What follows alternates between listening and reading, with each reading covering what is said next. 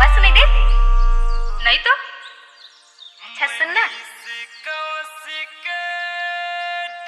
हो यार, डीजे बजा फिर। अगर मैं लड़का होती हूँ ना तो तेला अब्बड़ नचाते हूँ यार। चुप रहे।